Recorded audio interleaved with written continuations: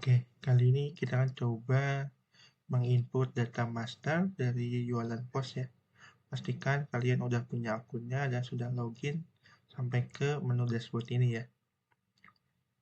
Nah, untuk master yang pertama mungkin kita bisa input master kategori produk di master data, lalu kategori produk. Nah, ini masih kosong ya. Jadi bisa tombol add di atas sebelah kanan atas. Bisa masukkan kategorinya misalkan laptop, kategori laptop, misalkan kategori laptop slim minimalis misalkan gitu ya. Nah, seperti ini bisa di save. Nah, ini sudah buat ya data master kategorinya. Nah, jika sudah buat kategori ini, kita bisa masuk ke produk. Tapi perlu diingat untuk produk itu tidak memerlukan kategori secara required ya. Jadi boleh bikin produk tanpa kategori. Tapi ini kita contohkan aja untuk cara fullnya. Nah, sekarang kita masuk ke master data, lalu produk. Bisa di add produk. Lalu produknya misalkan laptop Asus Slim.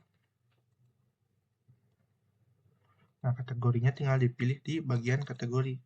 Yang tadi kita input laptop Slim. Lalu SKU, misalkan ini contoh aja.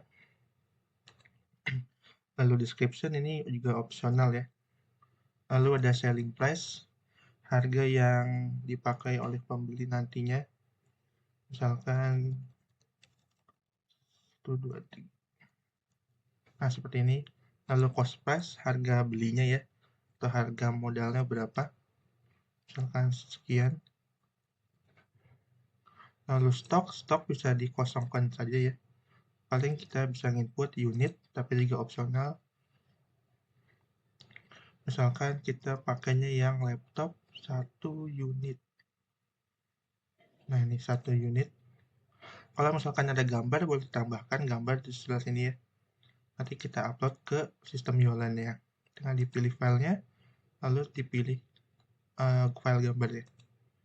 Nah, sini juga ada keterangan apakah produk ini makanan atau bukan. Kalau misalkan makanan, boleh diklik yes ya. Seperti ini. Karena ini bukan, kita unchecklist saja. Lalu kita save. Nah, sampai sini sudah masuk produknya ya. Nah, lalu kita buat supplier. Supplier ini maksudnya adalah barang kita ini disuplai dari perusahaan mana atau dari toko mana. Kita buat add supplier. Supplier misalkan PT Salvasoft. Misalkan seperti ini. Lalu kontak person bisa diinput, tapi ini opsional ya. Jadi kita kosongkan saja. Nah, seperti ini. Nah, kita sudah input supplier, produk, lalu kategori. Kita tinggal input penerimaan produknya. Untuk penerimaan produk bisa dimasuk di good receive atau good receive ya, penerimaan barang.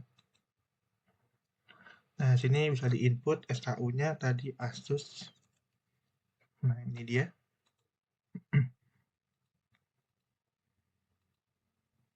Lalu quantity bisa diinput penerimaan barangnya berapa. Nah, di sini juga akan muncul otomatis cost per unitnya ya. Lalu untuk supplier di sini bisa diinput no supplier atau tentang yang tadi kita input ya. Kita pilih yang tadi kita input. Lalu misalkan kita input reasonnya purchase stock 5 units.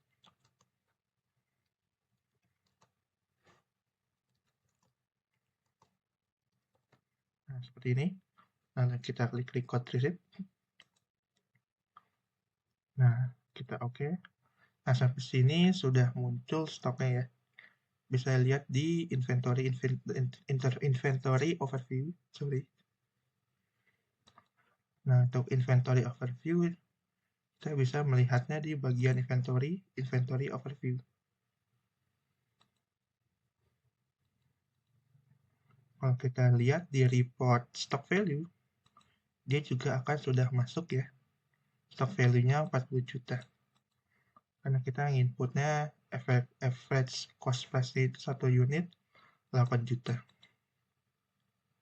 Dia akan menghitung dari rata-rata penerimaan di cost price penerimaan barangnya. Oke, sampai sini sebenarnya sudah bisa dibuat order ya. Nah, sini. Kalau kita masuk ke menu ordering, sudah muncul stok 5. Oke, sampai sini dulu videonya. Selamat menggunakan.